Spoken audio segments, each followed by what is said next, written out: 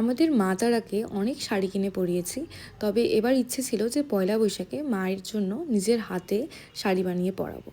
তো রাধে রাধে বন্ধুরা, আমি হলাম পূজা রায় চাকি, আর আমার নতুন আরেকটি ভিডিওতে তোমাদের সবাইকে স্বাগত। এই যে ফেব্রিক দেখো চুজ করা হয়ে গেছে গ্রিন কালারের, বাট পছন্দ করতে গিয়ে আমার মাথা খারাপ হয়ে যাচ্ছিলো। মানে আমি ডিসাইড করতে পারছিলাম না যে কোনটা নিলে ভালো হবে, কোনটা বেশি মানাচ্ছে। তো এরকম একটা ব্যাপার, যেগুলো খুব বেশি ভালো লাগছে আমার, সেগুলো আমার বাজেটের বাইরে চলে যাচ্ছিলো। এবার যেটা বাজেটের মধ্যেও হবে অ্যান্ড ভালোও লাগবে, সেরকম একটা চুজ করার দরকার ছিল। তো এখানে অনেক কটা পার্ট দেখার পরে ফাইনালি একটা তো পছন্দ করলাম।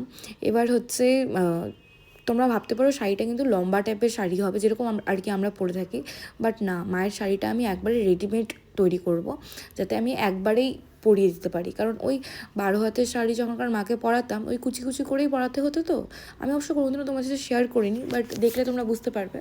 তো এবার চাইছিলাম যে একবারেই রেডি করে নেব। সেটা কিন্তু বাচ্চাদের ওরকম লেহেঙ্গা টাইপ চাই, চলো দেখলেই তোমরা বুঝতে পারবে। তো এখানে আমি হাতে সেলাই করতে বসে গিয়েছি, আমি হাতেই সেলাই করছি পুরোটা। কারণ মায়ের মেশিন ছিল, আমার মার মেশিন, বাট সেটা দিয়ে করতে না বহুত ঝামেলা, অনেক পুরনো মেশিন তো মাঝে মাঝে আটকে যায়, অনেক ঝামেলা হয়। এর থেকে তো আমার হাতই ফার্স্ট চলে মনে হয়।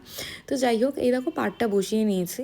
আর আমি এখানে 2 মিটারের মতন শাড়ি নিয়েছি, 2 মিটারের মতন আর কি কাপড় নিয়েছি, যেটাকে শাড়ি বানাবো।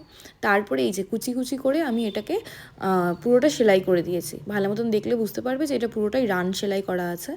তো ইয়েস, দেখে মনে হবে যে বাচ্চাদের লেহেঙ্গা, তবে মায়ের জন্য এটাই রেডিমেড করে বানানো, যে একবারে আর কি চট করে পরিয়ে দিতে পারবো। উপরেরটাতেও পাড়টা বসিয়ে দিয়েছে, তবে যখন মাকে পরাবো তখন তোমরা বুঝতে পারবে যে কেমন লাগছে। তো ইয়েস, তার জন্য কিন্তু পরের পার্টটা দেখতে হবে। রাধে রাধে।